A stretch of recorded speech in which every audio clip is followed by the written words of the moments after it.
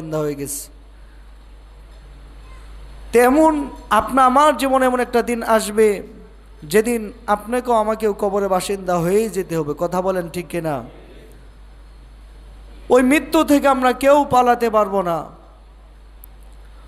ওই জাহান্নাম থেকে বাঁচার জন্য যেমন আল্লাহ তাআলা উপায় আগেই জানাই দিয়েছেন, জান্নাত লাভ করার উপায় আল্লাহ তাআলা আগেই জানাই দিয়েছেন, কিন্তু মৃত্যু থেকে বাঁচার কোনো উপায় আছে?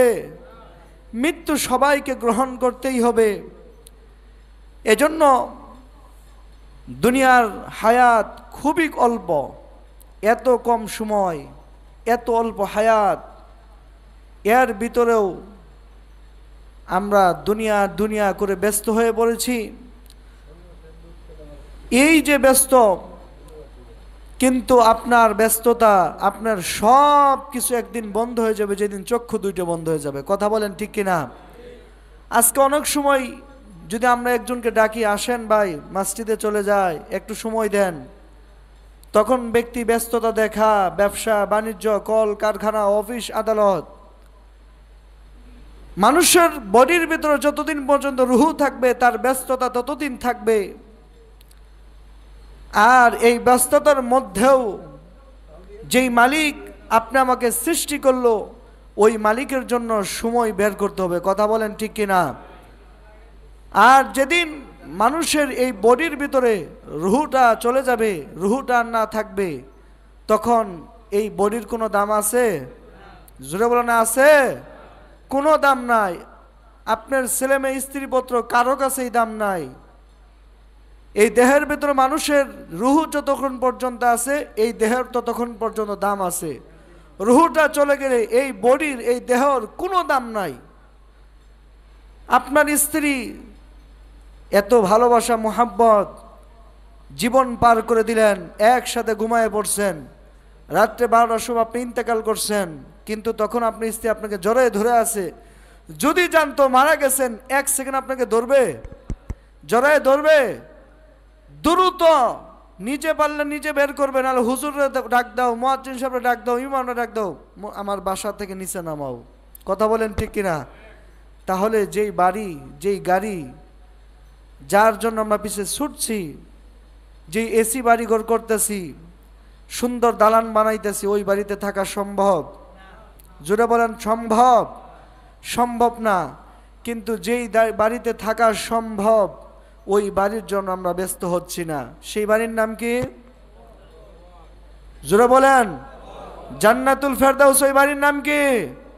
কবর তো প্রথম ঘাঁটি, ওইখান থেকে আপনাকে জান্নাতুল ফেরদাউস দান করা হবে, জান্নাত দান করা হবে। সেই বাড়ি অনন্তকাল, যার শুরু আছে শেষ নাই। আল্লাহ তাআলা পবিত্র কালামুল্লাহ ভিতরে বলছেন, ইন্নাল্লাযীনা আমানু ওয়া আমিলুস সালিহাত লাহুম জান্নাতুন তাজরি মিন তাহতিহাল আনহার الأنهار خالدين فيها أبدا। আল্লাহ তাআলা পবিত্র কালামুল্লাহর ভিতরে দুনিয়ার মানুষদেরকে ডাক দিয়ে বলেন, ইন্নাল্লাযীনা আমানু ওয়া আমিলুস সালিহাত, নিশ্চয় যারা ঈমান আনছে, আমলে সালিহা করেছে, আমি আল্লাহ তাআলা তাদেরকে জান্নাত দান করব। বলেন না সুবহানাল্লাহ? এ যুবক বাবাজি আমার, আল্লাহ তাআলা পবিত্র কালামুল্লাহর ভিতরে সুন্দর করে জানা দেন, ইন্নাল্লাযীনা আমানু ওয়া আমিলুস সালিহাত, নিশ্চয় এক নম্বরে যারা ঈমান আনছে। আল্লাহর কোন গোলাম যদি ঈমান আনে, বালেগ হওয়ার পর সর্বপ্রথম তার কাজ হলো, এক নাম্বার কাজ হলো নামাজ পড়া। কি পড়া? আরো আওয়াজ যেমন কি পড়া? কোন নাস্তিক বেঈমান ঈমান আনছে জোহরের সময়, যদি ওয়াক্ত থাকে পুত পবিত্র জোহরের নামাজটা তার উপর সাথে সাথে ফরজ হয়ে গেছে, আদায় করতে হবে। অথবা আসরের সময় ঈমান আনছে, যদি ওই সময় ওয়াক্ত থাকে তাকে আসর নামাজ আদায় করতে হবে।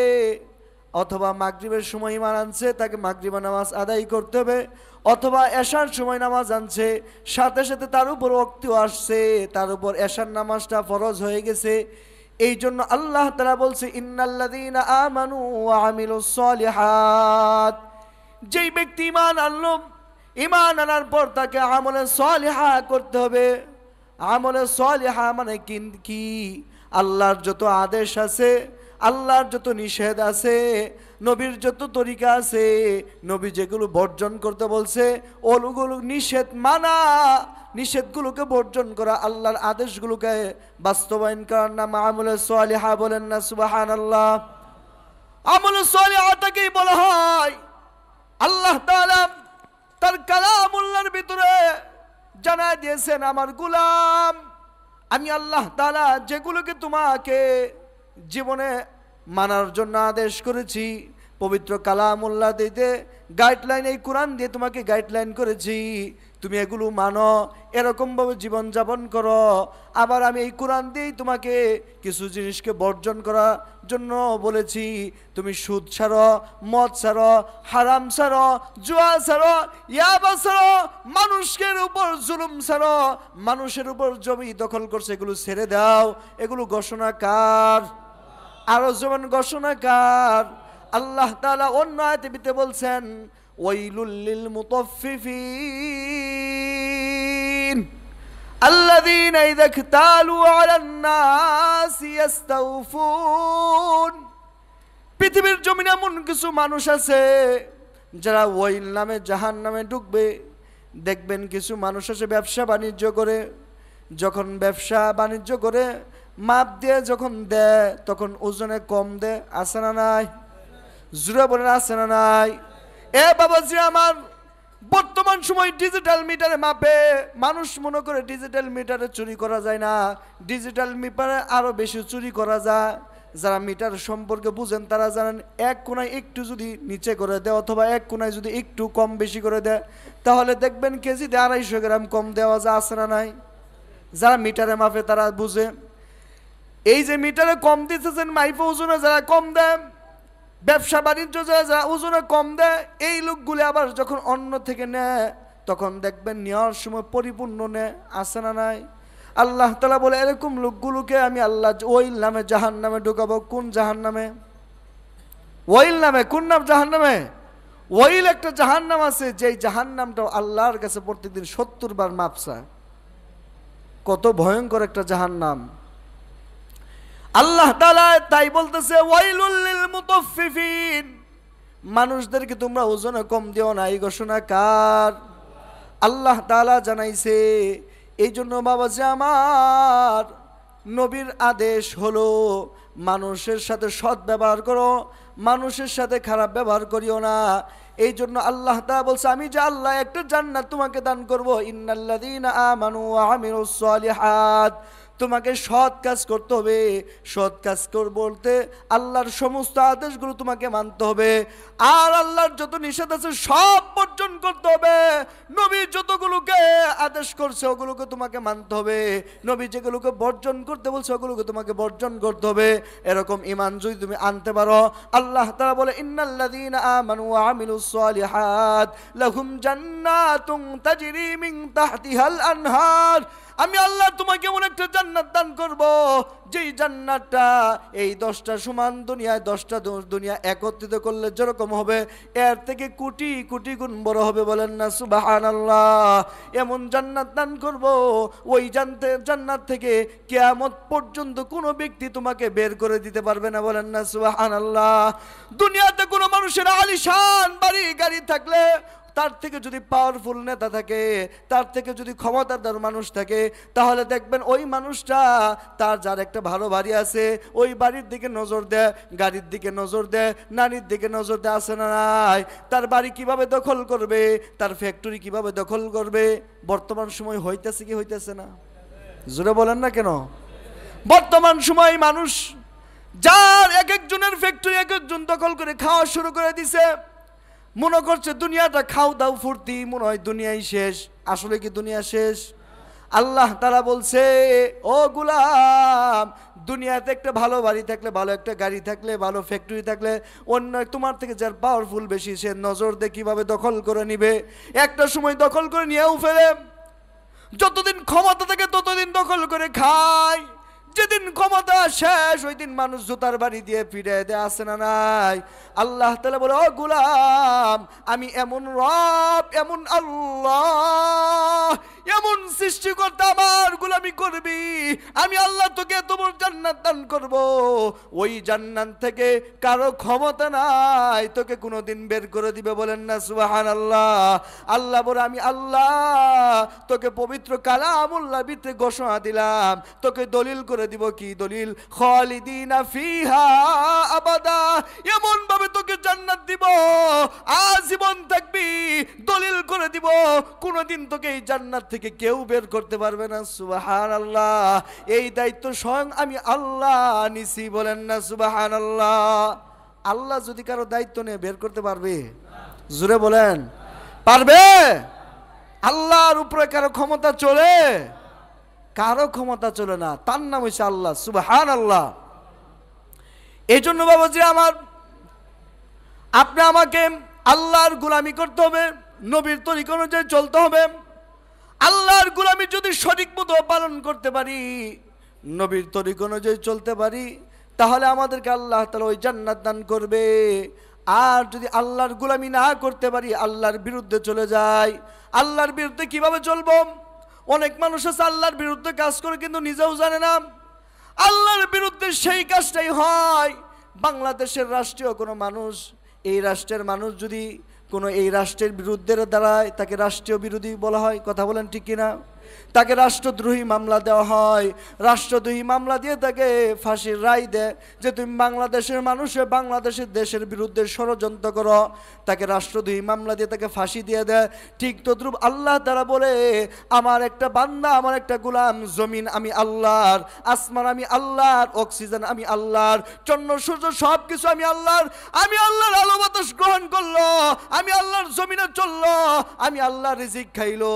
খাওয়ার পর যেই ব্যক্তি আমি আল্লাহর সাথে নাফরমানি করলো, আমি আল্লাহর সাথে আমি আল্লাহর গোলামি করলো না তো করলো না, আবার শিরিক করলো। শিরিক করার কারণ মানে আমি আল্লাহর দ্রোহী হয়ে গেল। তার মানে আমি আল্লাহ যেই কাজ করতে পারি সে অন্যজনকেও এমন কাজ করতে পারে, এমন ক্ষমতাবান মনে করলো। আমি আল্লাহর সমকক্ষ বানায় ফেললো।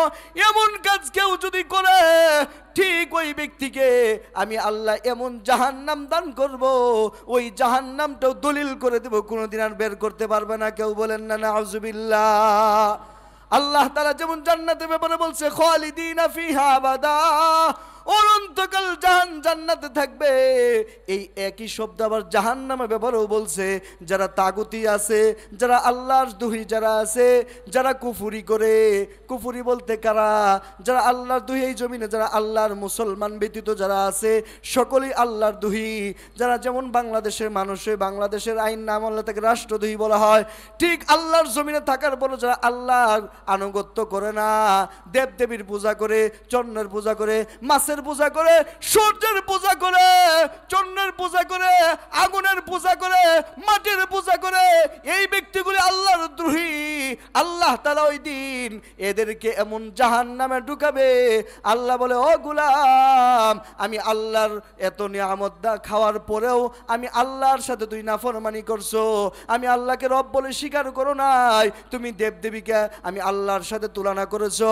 আজকে তোমার দেবদেবীকে ডাক দাও, আমি আল্লাহর থেকে তোমাকে পাকড়াও করলাম, তোমাকে কে বাঁচাবে? আল্লাহ তাআলা বলে, খালিদিনা ফিহা আবাদা, এমন জাহান্নামে ঢুকায় দিব, কোনোদিন আর কেউ তোমাকে বের করতে পারবে না। কথা বলেন ঠিক কি না? আল্লাহ তাআলা পবিত্র কালামুল্লাহ ভিতরে বলেন, ইয়াউমা নাকুলু লিজাহান্নামা হাল ইমতালাআতি ওয়া তাকুলু হাল মিন মাজিদ। আল্লাহু আকবার। আল্লাহ তাআলা সূরা ইয়াসিনের ভিতরে বলেন, হাযিহি জাহান্নামুল্লাতী ইউকাযযিবু বিহাল মুজরিমুন।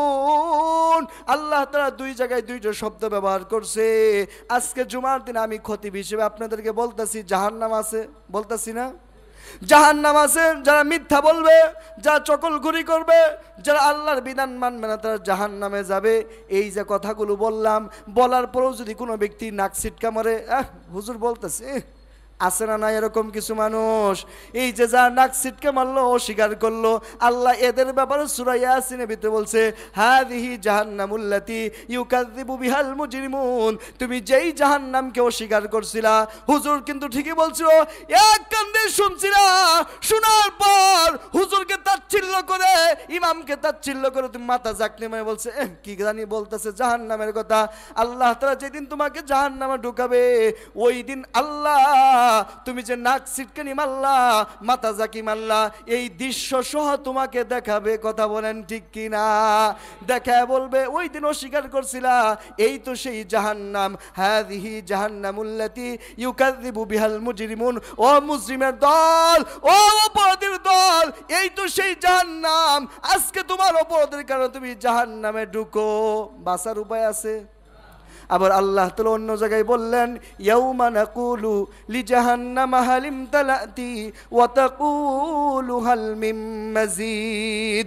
আল্লাহ তাআলা অন্য জায়গায় বলতেছে, ওই দিন জাহান্নাম আল্লাহর কাছে বারবার চিৎকার করে বলবে, ও কুদরতের মালিক, যেদিন থেকে আমি জাহান্নামকে বানাইছো, ওই দিন তুমি বলছিলা মানুষ দিয়ে যদি আমি জাহান্নামে পেট না ভরাইতে পারো, তাহলে তুমি পাথর দিয়ে পেট ভরাইবা। ও মালিক, আজকে তুমি দ্রুত বিচার কার্যক্রম করো, আমি বহুদিন ধরে না খাওয়া, আমি জাহান্নাম ক্ষুধার্ত, আমাকে আজকে তুমি তোমার ওই নাফরমান বান্দা, তোমার বিধান যারা মানে নাই, তোমার দেওয়া নিয়ামত খাইলো, তোমাকে অস্বীকার যারা করলো, তাদেরকে দাও, আমি খাইয়া জাহান্নামের পেটটা ভরবো। এই যে আয়াতটা আছে, আয়াতের শানে নজুলে দেখেন, ওই দিন জাহান্নাম বারবার চিৎকার মারতে থাকবে, ওই জাহান্নামকে একটা শিকল লাগাবে, লাগায় 70,000 ফেরেশতা ধরে রাখতে থাকবে, কিন্তু জাহান্নামকে ধরে রাখতে পারবে না, টানা হেঁচড়া চলতে থাকবে।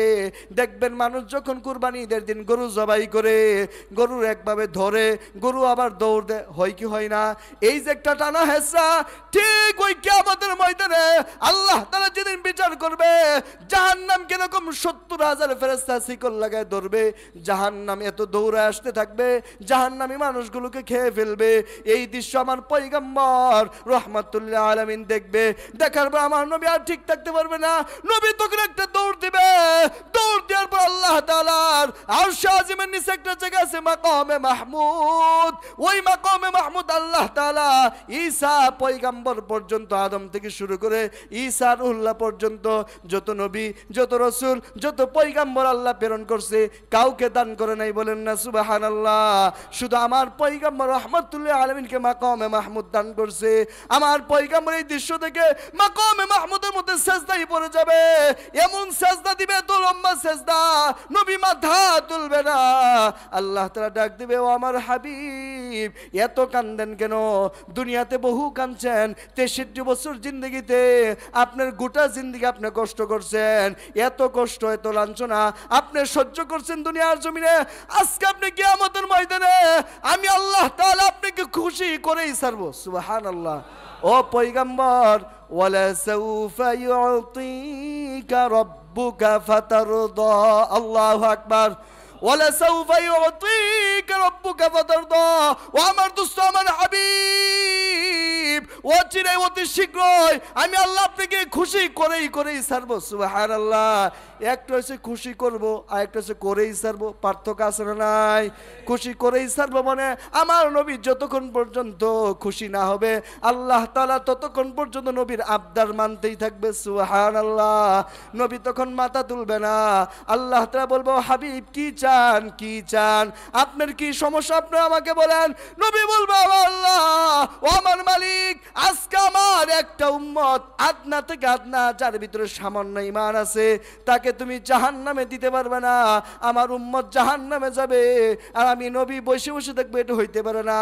আল্লাহ তাআলা নবীকে সুপার পাওয়ার দিবে, ও পয়গম্বর মাথা উঠান, কান দিয়েন না, যান যান, আপনার উম্মত যাদেরকে ভালো লাগে তাদেরকে নিয়ে আপনি জান্নাতে চলে যান। সুবহানাল্লাহ।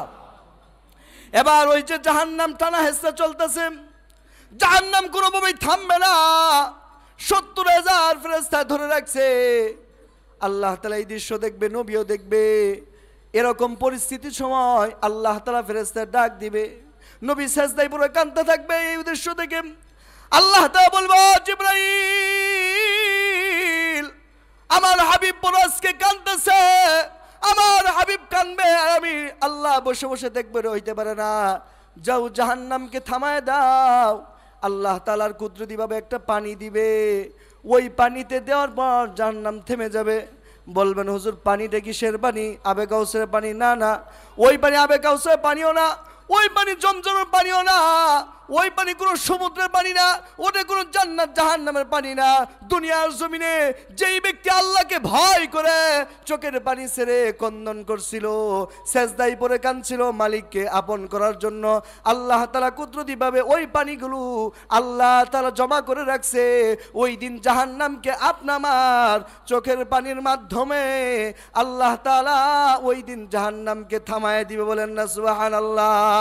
যখন ওই পানিটা ওই জাহান্নামের গায়ে ছিটায় দিবে জিবরাইল, জাহান্নামে এত দ্রুত বেগে পিছায় যাবে যেই জাহান্নামকে 70,000 ফেরেশতা ধরে রাখতে পারে না। কিন্তু ওই চোখের পানিটা যখন ছিটায় দিবে জাহান্নাম দ্রুত পিছায় যাবে। বলেন না সুবহানাল্লাহ। এই জন্য সকলকেই বলবো, ও যুবক, ও বৃদ্ধ বাবাজি আমার, কুওয়াত বেশি দিন থাকে না, শক্তি বেশি দিন থাকে না। যুবক মারা যা, শিশু মারা যা, বৃদ্ধ মারা যা, তোমার হায়াত কতদিন আছে তুমি জানো না। তো যুবক তুমি কতদিন বাঁচবা তুমি জানো না, বৃদ্ধ বাবাজি তুমি কতদিন বাঁচবা তুমি জানো না, শিশু যা আছে তারা কেউ জানে না। জানে কে? আরো যাবেন কে জানে? এই জন্য আল্লাহ তাআলা যেহেতু জানে আমার হায়াতে আপনার হায়াতে কাকে আপন করতে হবে, আরো জোরে বলেন কাকে?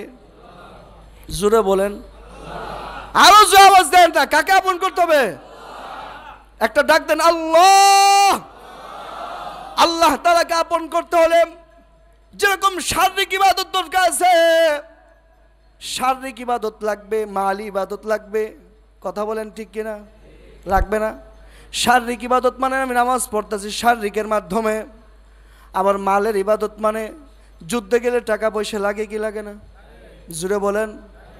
যুদ্ধে গেলে টাকা পয়সা লাগে, অর্থ দেওয়া লাগে, মসজিদ মাদ্রাসা করলে অর্থ দেওয়া লাগে, লাগে কি লাগে না? এগুলো কৃষি ইবাদত, মাল ইবাদত, কৃষি ইবাদত দুটোই লাগবে। কথা বলেন ঠিক কিনা? আপনাকে আল্লাহ তাআলা এত বড় একটা জান্নাত দিবে, আপনি আল্লাহকে কিছু দিবেন না, এটা হইতে পারে? জুড়ে বলেন না কেন? হইতে পারে? আপনার কাছ থেকে আল্লাহ জান্নাত ক্রয় করে নিবে। আল্লাহ তো বলছে 11 নম্বর বা 3 নম্বর ভাষা, ইন্নাল্লাহ আশতারা মিনাল মুমিনিনা আনফুসাহুম ওয়া আমওয়ালাহুম বিআন্না লাহুমুল জান্নাহ। আমি আল্লাহ তাআলা মুমিনের জান্নাতটা ক্রয় করে নিতেছি। জান, মুমিনের জান কি ক্রয় করে নিতেছে? মুমিনের জানটা ক্রয় করে নিতেছে। মাল কিসের বিদ্যমে? আমার কাছে শুনেন, ইন্নাল্লাহ আশতারা মিনাল মুমিনিনা আনফুসাহুম ওয়া আমওয়ালাহুম বিআন্না লাহুমুল জান্নাহ। মুমিনের কাছ থেকে আল্লাহ তাআলা জান এবং মালের মাধ্যমে জান্নাত ক্রয় করে নিতেছে। সুবহানাল্লাহ। আরো যেমন কিসের বিনিময়? জান এবং মালের বিনিময়। শুধু মালের ইবাদত করবেন, শুধু জানের ইবাদত করবেন, মাল দিবেন না, একটার মাধ্যমে কি হবে? আল্লাহ তো আপনাকে মাল দিয়ে পরীক্ষা করবে, ধন দিয়ে পরীক্ষা করবে। দেখবে আমার গোলামকে আমি এত অর্থ সম্পদ পাহাড় পর্যন্ত দান করলাম, আমার এই গোলাম কি অসহায় মানুষ মসজিদ মাদ্রাসায় দেয় কিনা আমি আল্লাহ দেখবো। কথা বলেন ঠিক কিনা? অর্থাৎ আপনাকে হিসাব দিতে হবে। আপনি মনে করেন না অর্থের হিসাব ছাড়া আপনি জান্নাতে চলে যাবেন। গরিবের মাত্র হিসেব 3টা, ধনীর হিসেব 5টা। কয়টা? ও টাকাওয়ালা, তোমার হিসেব 5টা, ধনীর হিসেব 5টা, গরিবের হিসেব 3টা। ধনীর 2টা বেড়ে যাবে, একটা ধনের হিসাব দিতে হবে, একটা হচ্ছে জাকাতের হিসাব। ধন জাকাত দিছো কিনা, হজ করছো কিনা, এই 2টা হিসাব তোমাকে দিতে হবে। আর গরিব শুধু 3টা হিসাব দিয়ে চলে যাবে। সুবহানাল্লাহ। এই জন্য গরিব মানুষ যারা আছো শুকরিয়া আদায় করো, আলহামদুলিল্লাহ বলো, আলহামদুলিল্লাহ। আল্লাহ তাআলা, আল্লাহর পয়গম্বর রাসূল আরবি সাল্লাল্লাহু আলাইহি ওয়াসাল্লাম গরিবদের সাথে হাসর নাসর করবে। সুবহানাল্লাহ। আল্লাহর পয়গম্বর বলছে ধনীর থেকে গরিব ব্যক্তি যারা, অসহায় ব্যক্তি যারা, যারা দুনিয়াতে ভালোভাবে চলতে পারে না, এরা 500 বছর আগে জান্নাতে চলে যাবে। সুবহানাল্লাহ। আরো যেমন সুবহানাল্লাহ। এজন্য বাবা যে আমার শুধু আমরা এই দেহের মাধ্যমে ইবাদত করব তা হবে না, মালের মাধ্যমে করতে হবে। পারবো তো ইনশাআল্লাহ? কে কে রাজি আছে হাত তুলেন দেখি। পারবো ইনশাল্লাহ? সবাই দিব তো ইনশাল্লাহ? হাত নামান। এই যে আপনারা টাইসে বসছেন, কেমন লাগতেছে আপনাদের কাছে? ভাল লাগতেছে? সবাই আওয়াজ যেমন ভাল লাগতেছে। যখন এই মসজিদটা পুরানায় রং হবে, আবার যখন দেখবেন সিলিং হয়ে যাবে, রমজান আগেই যদি হয়ে যায়, এটা ভালো হবে না খারাপ হবে? কি বলেন? এটা পুরানের যদি রং এবং সিলিং, টাইস তো হয়েই গেছে, বাকি যা আছে টাইস আনা আছে, লাগবে। এটা সুন্দর হবে না? এই কাজটাকে একা